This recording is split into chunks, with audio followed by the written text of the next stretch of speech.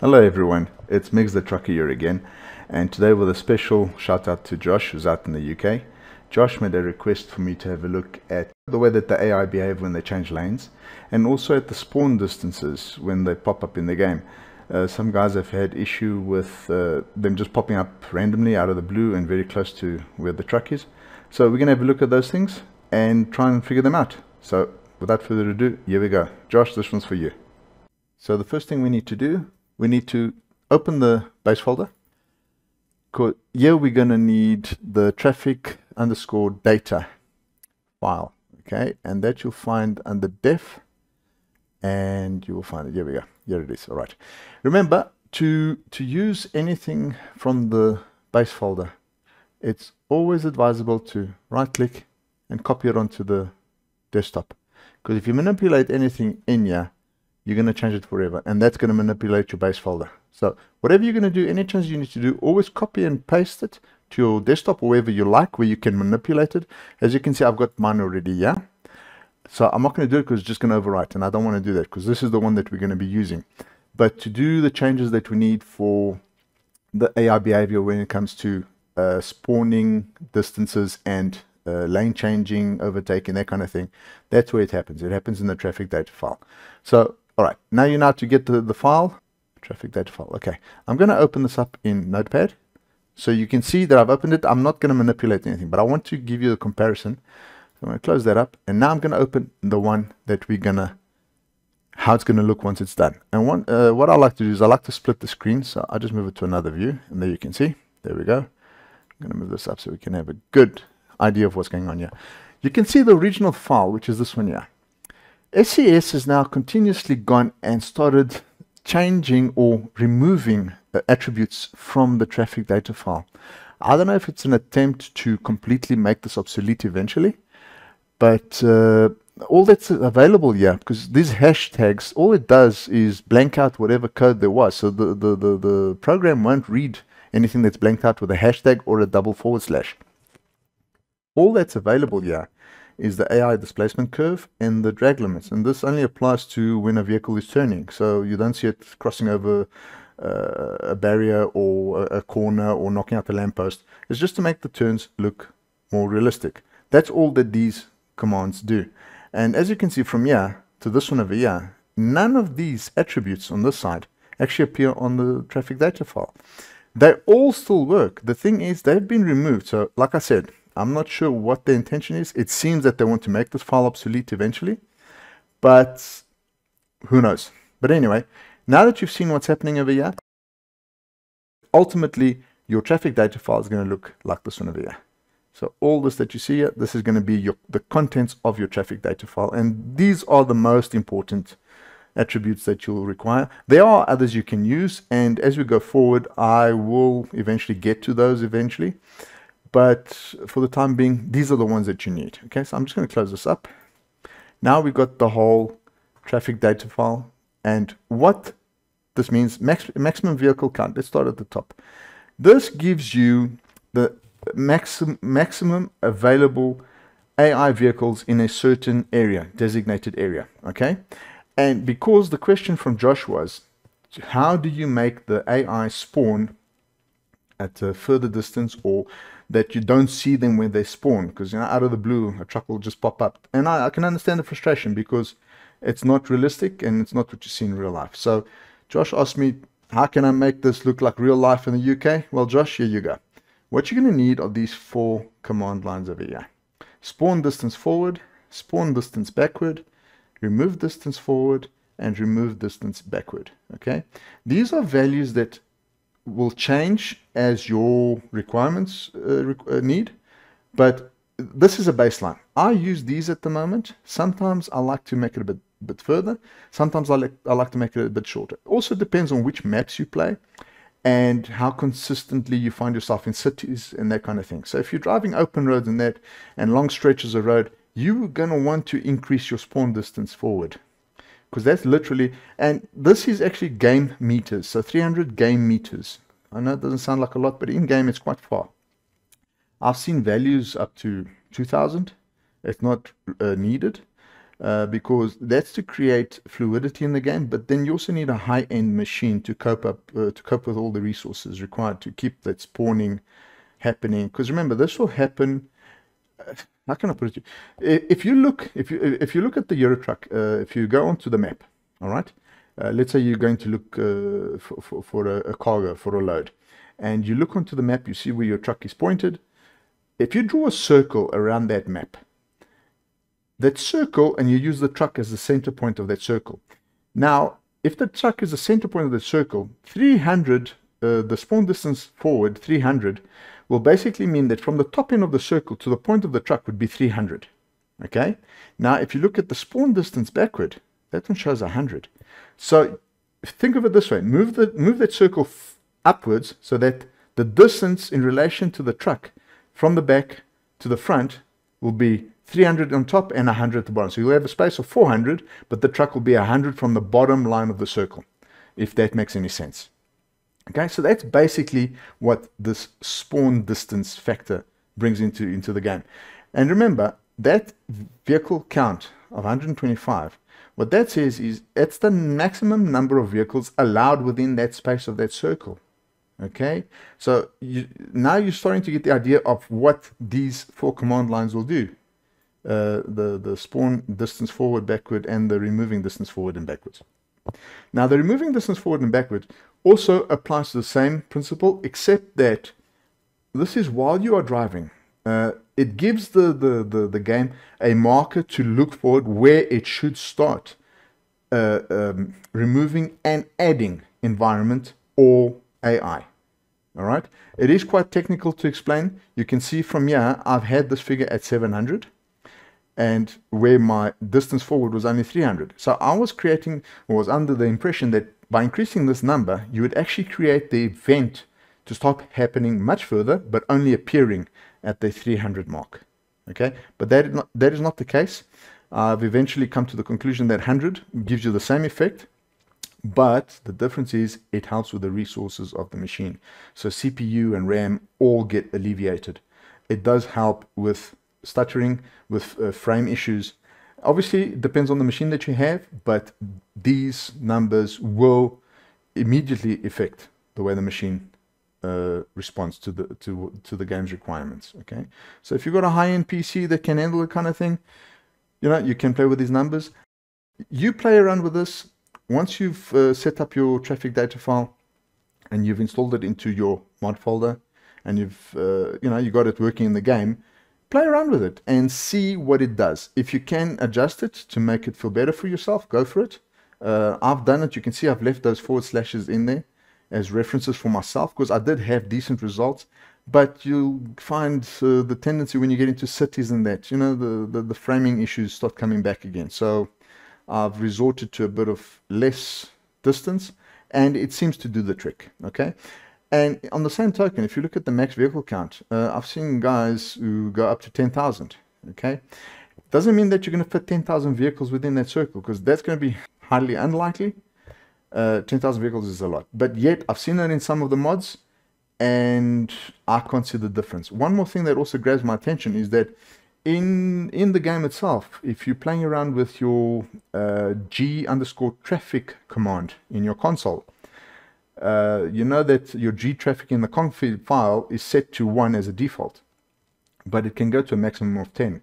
And in game, I've noticed in the last few versions that has no effect any longer on the game itself. I've tested the game to 10, having the same result as 1. Where I have found the difference is between 0 and 1. So basically 0, 0.1, up to 0.9, up to 1. That is where I have found a difference in the scaling of the AI appearances. So I'm not sure if this is a SES issue or whether there's a mod that's creating this issue for me. I do this in a vanilla setup, and I still get the same results. So I'm thinking that maybe something along the line has changed in the game engine, or they're starting to change certain things. Where I do notice the difference is between, like I said, 0 and 1. So I would assume that that's the new 1 to 10. So 0.1 would be the 1, and the 1.0 would be the 10. That's the conclusion I'm drawing. It's not evidence that I'm giving, it's just an opinion, and it's what I have found to be in my case. You will notice that if I open up my config file, let me just open that up to give you an idea.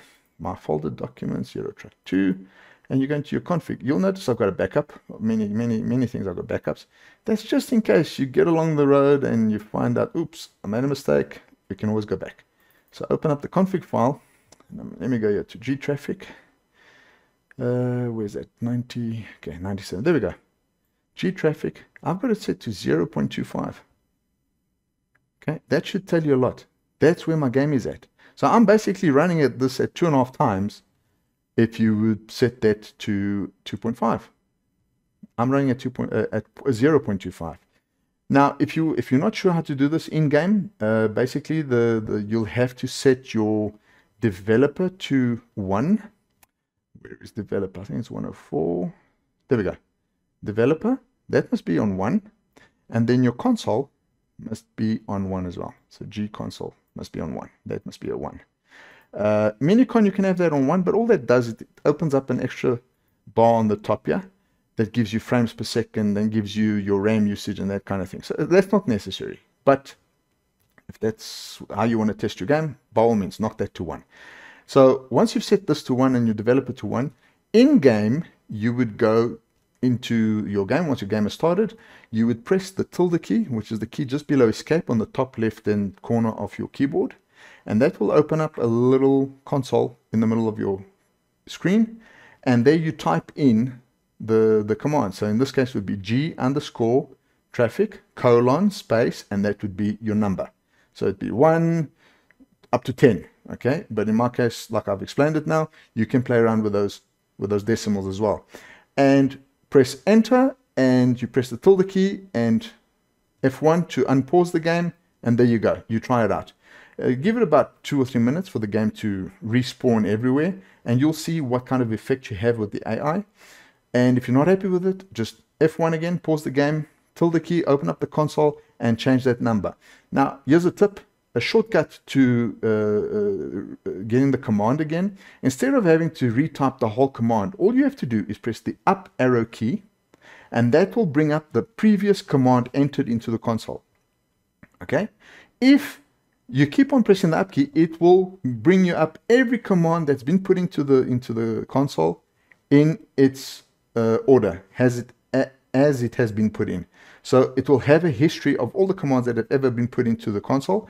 That will be there. So it saves you from retyping the whole thing, and also saves you from remembering all the commands, because a lot of times there's an R_ something, and there's a G_ something, and then there's an S_ something. You know, there's a lot of different commands. So that would be an easy way of getting there. It's a shortcut. So that's a free tip. Going back to the traffic data file, regarding the lane changing, okay, we've sorted out now the spawning issue. Okay, like I said, before I carry on, sorry, the max vehicle count, I've got a 125. I've gone to a maximum of 250. All right.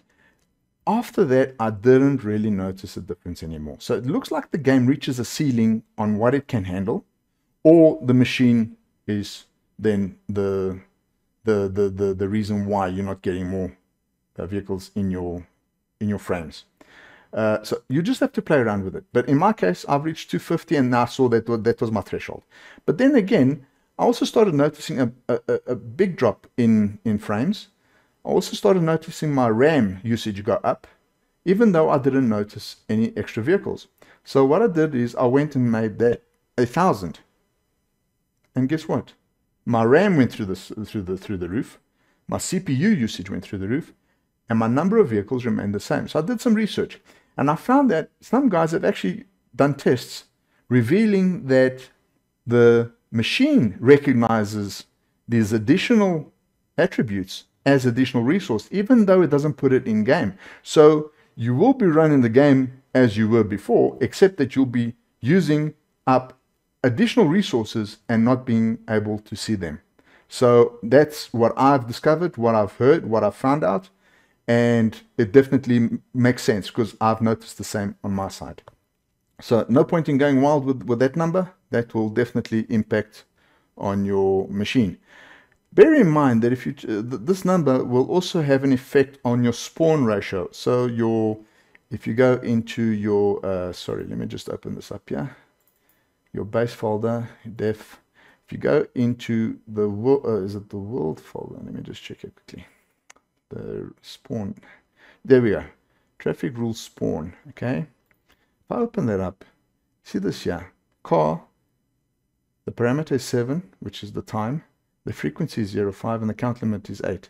So at 7 o'clock in the morning, it's going to have a frequency of 5%, and there's going to be a count limit of 8 cars for that time. That's what it means. So of 125 vehicles, there's going to be a 5% frequency of 8 of the vehicles appearing. That's basically what it means. Okay. So anything you change there will impact here, and anything you change here will impact there. Remember, there's a knock-on effect with a lot of these files. One feeds off another. So just bear that in mind, but we will get into that detail going further when we approach those levels of coding and developing your mod. Just keep that in mind when you do change things, because you might be making a change, not seeing the effect immediately. Just remember, there might be other files or mods in your system that are actually changing what you've just done. And also remember that a lot of the mods share, for example, the traffic data file. A lot of mods, especially when it's AI related mods, will share this traffic data file. The reason that the one that will work is the one that's got the highest priority in your mod manager. So even if you, all right, let's say you've only got one line in this traffic data file, and the next mod has got 200 lines of different code. The one that's got the highest priority will be the one that will be read, and it will only read the one line. Everything else becomes obsolete. It gets forgotten. So it's not like you can share files amongst the mods. Remember, the one with the highest priority is the one that's going to be the ultimate one to actually tell the game what to do. So in effect, if you take the default traffic data file, which is like the one that I opened initially, if you put that one above this one in a mod, in a different mod, for example, that other one would have precedence and this one would become obsolete. Everything you do here would mean nothing, because the original traffic data file, which is this one over here, like I showed you in the beginning, the only things that will actually have effect here are the displacement curve and the drag limits. Okay, so everything you've done here will have no meaning at all. It will have no relevance. Okay, so bear that in mind. Going back to our discussion. All right, that is spawn distance, AI spawn distance sorted. Okay, so play around with those numbers. You should get it sorted.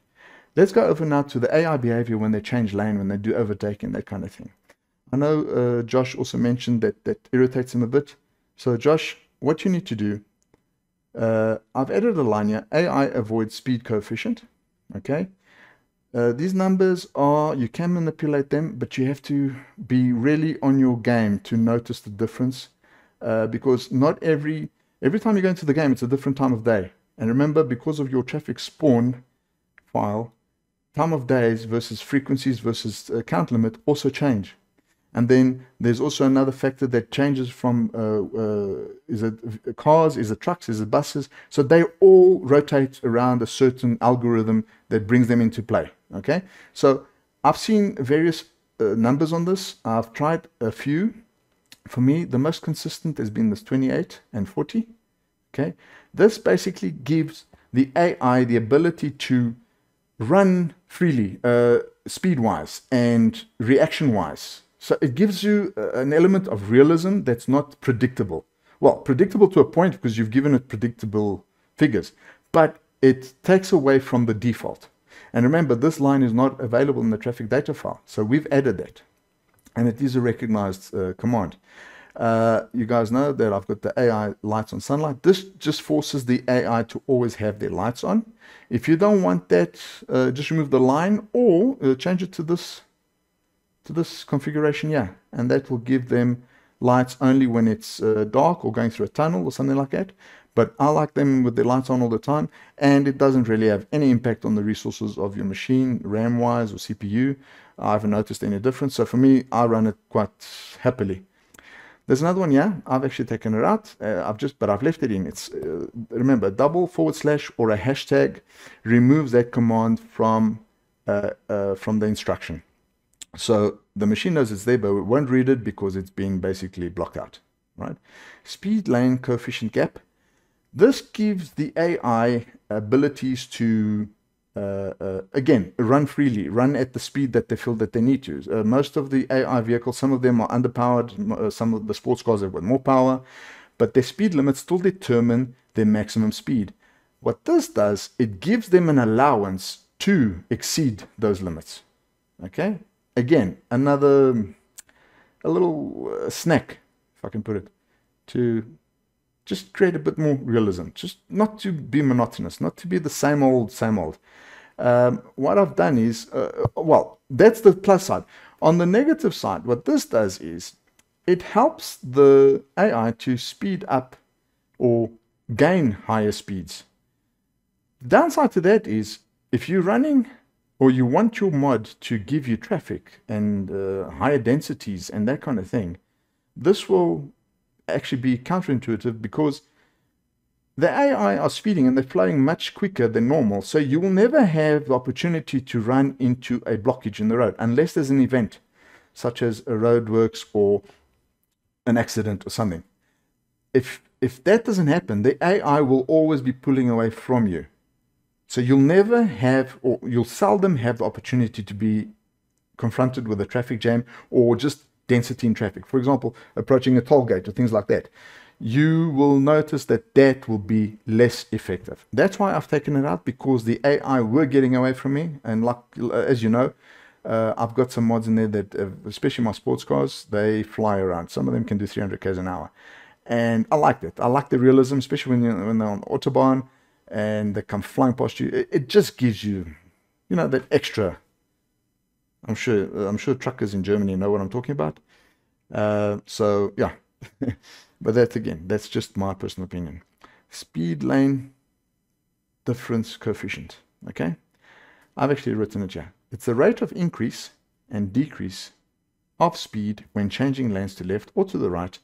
The closer you are to 1, the stronger the decrease in speed is. Okay, so the question from Josh was, how do you make them change lanes without being erratic, without braking in front of you, without coming to a standstill and then taking off? Well, this is it. Okay, remember, this does not remove that element from the game completely, but it does help.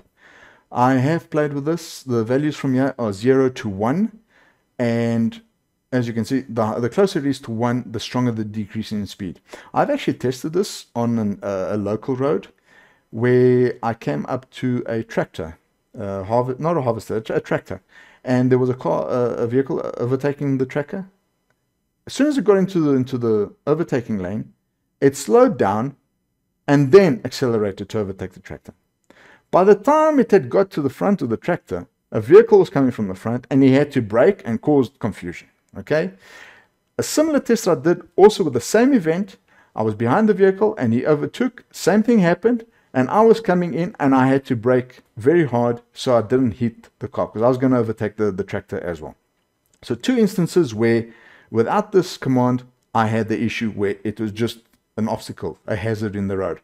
Once I've put this in, the same event, we approach the tractor, the vehicle overtakes. There was a dab of brakes, but it didn't slow down, and he went and he overtook the tractor without fault, without issue. I also managed to overtake the tractor, so that went smoothly. So I've put it as close to 0 as possible. I've tried 0.01, but that had no effect at all. So it's obvious that the number is from 0.1 to 1. Okay, so use that, play around with it, see what it does for you. That I've explained to you now is what effect it had for me, and I'm leaving it in. I'm very happy with this command. Now, regarding the overtaking of vehicles, this is more for local roads and single lanes. If vehicles are overtaking one another or overtaking you, vice versa, you can add this line: A, overtake time, and AI change lane time. Okay, I've added this one here as well. AI change lane distance. Okay, but you can see I've blanked that out. There's a reason for that, but I'll get to it now. The overtake time is basically the time you give the AI to make the maneuver. So from start to completing of the lane change, you give him 5 seconds. All right. So from start to finish, he's got 5 seconds to make the move. Not all vehicles can do it because obviously it's speed related, but you've given them a baseline. So they will try to adhere to that baseline as much as possible. It was initially 7.5, but I thought it was a bit tardy and they felt laggish. So I've changed it to 5 and the result's been good. 3 is too short. I feel that it actually confused the AI and they never overtook. So I've left it at 5 and that's given me the result. The AI change lane time is the time you're giving the AI to actually make the maneuver. So from the one lane to the next lane, that's the time you've given him, 3 seconds. So he's got to complete that maneuver within that time. Once he's gotten past the vehicle, when change lane again, that gives him 3 seconds. So that is what you are looking at for this command over here. It was at 7, and again, this was very, very slow. So it was useless. And the thing is, the minute they got into the lane, there was an oncoming vehicle, and it just spoiled everything. They ended up banging each other or just blocking traffic. The next line is this AI change lane distance. This one I wasn't happy with because this basically dictates how much distance they have before this line becomes effective. Okay, so, and it also causes, especially in curves, it causes the cars to float. Basically, you're going into a curve and there's an undulation in the road, or you're up on a hill and you're reaching a summit and it's dropping down. The cars, some would actually go through the terrain, so they disappear underground. And if it was in a dip going upwards, they'd actually float over the road, and that just threw me off. So you play around with that, but you're going to see what I mean. Once you put it in, you're also going to remove it. Okay, but I've left it in there for those of you who really want to get technical, because I'm sure you can manipulate this to a point where it will have a good effect for you. But it was just too much effort for the result that I was getting. So I've just blanked it off. I've left it there for reference, but you can do with it as you wish. Guys, okay, so that's basically it. That's your traffic data file. So now, as always, what you need to do, once you've done that, I'm going to close this up here. Now we got to get this into your mod. So let's go. Open up your mod. There we go. Open up to def. You know that the traffic data file goes into the def folder. All right. So I'm going to say move here. There we go. It's right there. Now we need to convert this into an SCS file that the game will recognize. So highlight the whole thing, right click, and if you need Winrar for this, you add to archive. Once you've done that, this window will pop up. Remember, 3 golden rules. You've got to change it to a zip. You've got to do the compression to store, and you've got to change that to SCS. So let's just highlight that and SCS. Now that you've done those 3, okay, boom, there's your SCS file. And if you double click that, it will actually open up in Winrar, and there's your file. Your structure is still exactly the same, and there's your traffic data file. Boom, it's still exactly the same. Okay, so it's how it should be. Now that we've done that, now you've got to transfer this to your mod. So we'll go to where you have your Euro Truck mods. Move that there, documents, Euro Truck Simulator 2. Let's go into the mod folder. And you will remember that from our last video, we had the mod installed. There it is. So because this one's been updated, we can't use this one anymore. I don't like to copy and replace, because you never know, some things might get lost in translation. So what I do, I just delete it completely. It's gone. Now I take that one, right click, and move it into the folder. Move here. There you go.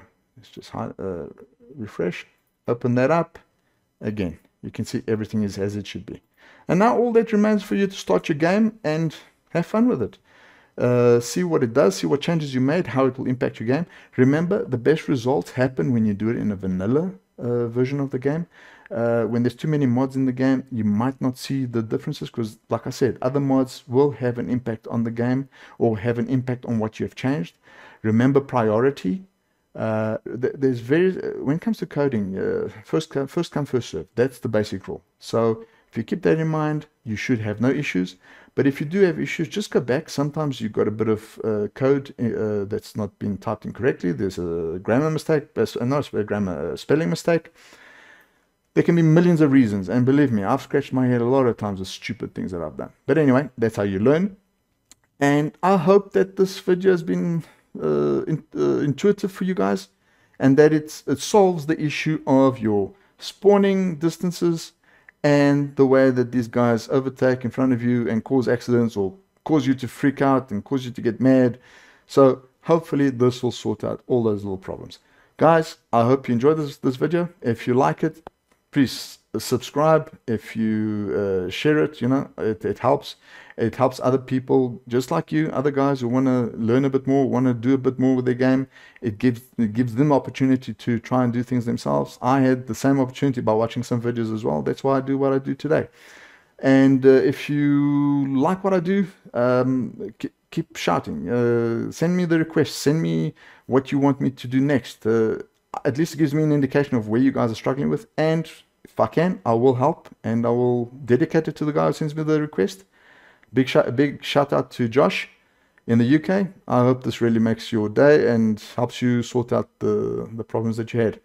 Anyway, guys, thank you very much. Like and share my page and subscribe so you can get more news more often. Thank you, guys. Have a good one.